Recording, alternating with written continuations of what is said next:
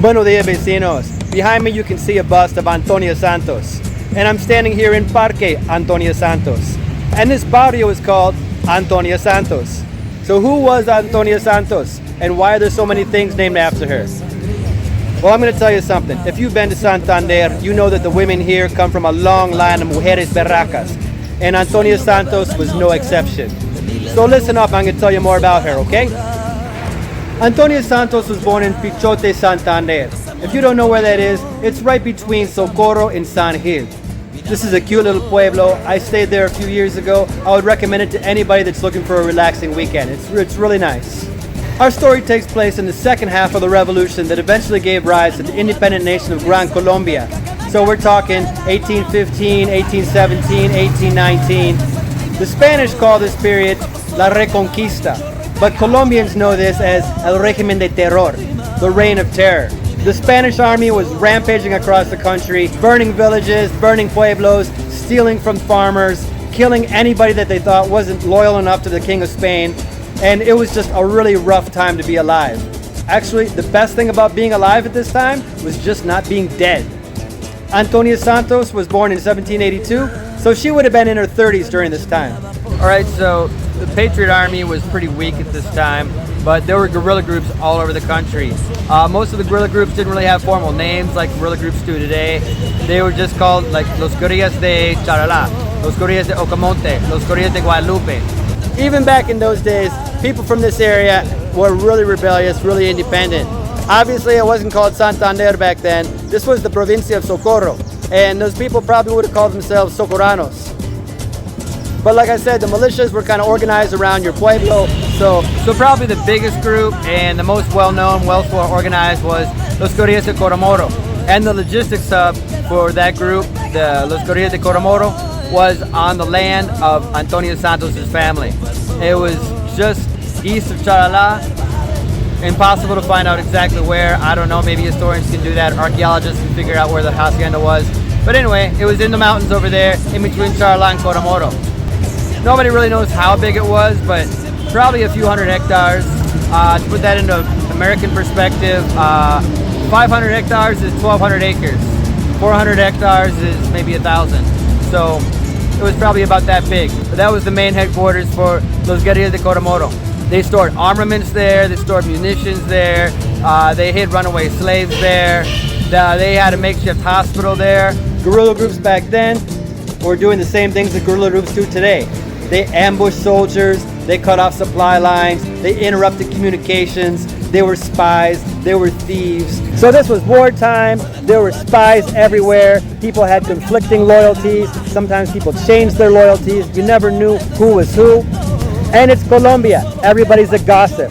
So eventually the Spanish authorities found out who was in charge of Los Guerrillas Coromoro and where they were headquartered in. So on the morning of July 12, 1819, Spanish forces raided La Hacienda El Atillo. They arrested Antonia Santos, they arrested her younger brother, her niece, who was about 13 at the time, and a couple of slaves, Juan y Juana. First they brought them to Charalá, and then they brought them to Socorro. And on July 28, 1819, Antonia Santos was executed by a firing squad. Well, for the Spanish, this was just one more rebel that they got to execute in Socorro in a public display. They were really happy. Yeah, one more rebel bitch gone. But for people in the region, this was traumatic. They had just executed one of the most respected women in the area, so this just made people even firmer in their resolve. And you know, the people in this area, they've had a reputation for being rebellious just forever, going all the way back to the Comuneros Rebellion in the 1780s. So all the guerrilla forces in the area, they joined forces to come down and kick some Spanish ass. So things were kind of going downhill for the Spanish anyway at that time. And then after the loss at the Batalla de Patano Vargas on July 24th, things just went from bad to worse. So Colonel Lucas Gonzalez, who was stationed in Socorro, was given orders to march his troops down to Boyacá to help General Beiro against the Patriot forces that were advancing. He had about 800, somewhere between about 800 and 1,000 troops, and he was going to march them down to Boyacá. So this would normally be a march of about maybe 5, 6, 7 days, maybe a little longer if they ran into some problems along the way. And let me tell you, they did run into some problems. So on the night of August 4th, the Spanish made camp right outside of Charla. And the plan was to get a good night's sleep, wake up in the morning, put your boots on, maybe get some coffee over one of these chasas over here, and set out across the River Pienta and march onward to Boyacá.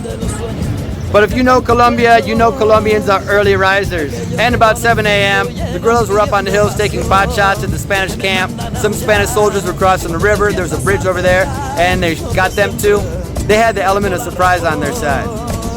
So it was really a coalition of everybody in the area. If you had a machete, a big stick, a slingshot, and you hated the Spanish, you joined in the fight.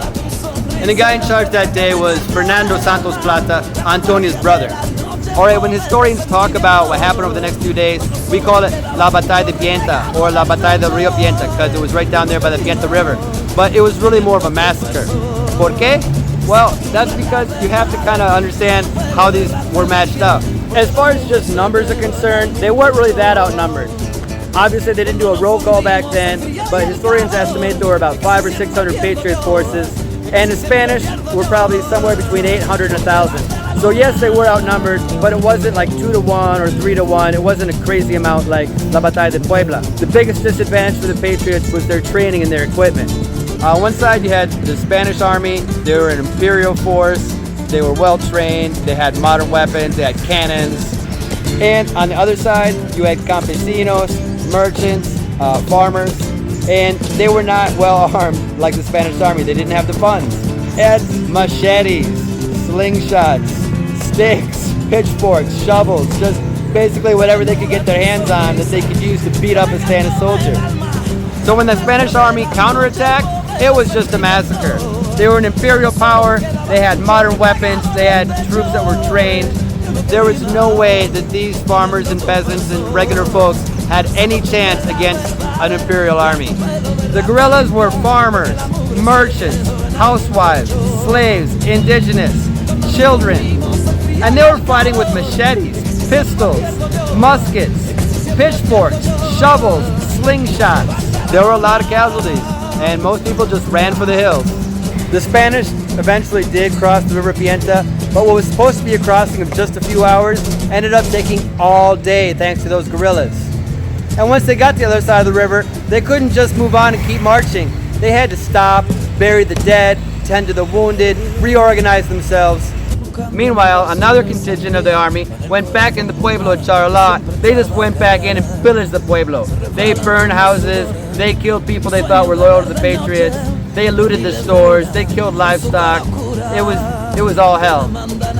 Finally, on August 7th, they were ready to move out. But if you know Colombian history, you know there's something else was happening on August 7th. That's right. That was the day of the Battle of Boyacá, and the Spanish reinforcements were 1,000 miles away. General Beiro was getting his ass handed to him by Simón Bolívar, Francisco Pablo Santander, and Juan José Rondón. So even though this really wasn't a battle, and when you look at the casualties and the collateral damage, you definitely couldn't call this a Patriot win. But they managed to delay the reinforcements by probably at least 2 days, and that made all the difference at La Batalla de Boyacá.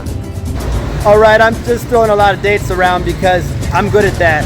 But if you're not paying attention, let me just recap. Antonia Santos was arrested on July 12th, and they executed her in Socorro on July 28th. So she wasn't in prison very long. They wanted to get her right away. On July 24th was La Batalla de Pantano Vargas. This was a very important battle leading up to the final victory at La Batalla de Boyacá. You can see a video about that battle over here, or there? I don't know, you can see a battle, click up there somewhere. August 5th, 6th, and 7th, that's what we call La Batalla del Rio Pienta.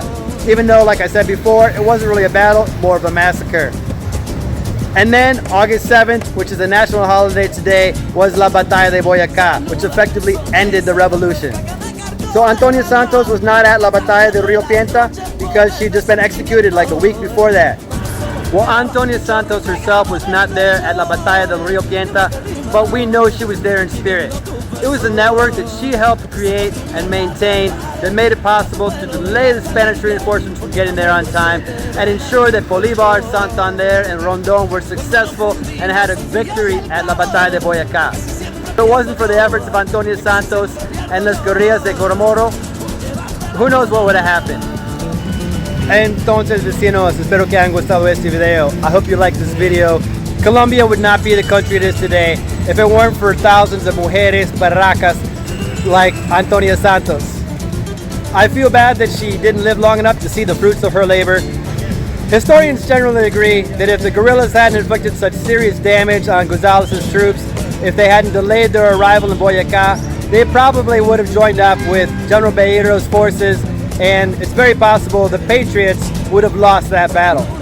Instead, August 7th is a national holiday, and it's even the date chosen to inaugurate the new president every 4 years. So, gracias Antonia, por enseñarnos el significado del refrán, siempre adelante, ni un pasito atrás. Ya vecinos, que estén muy bien.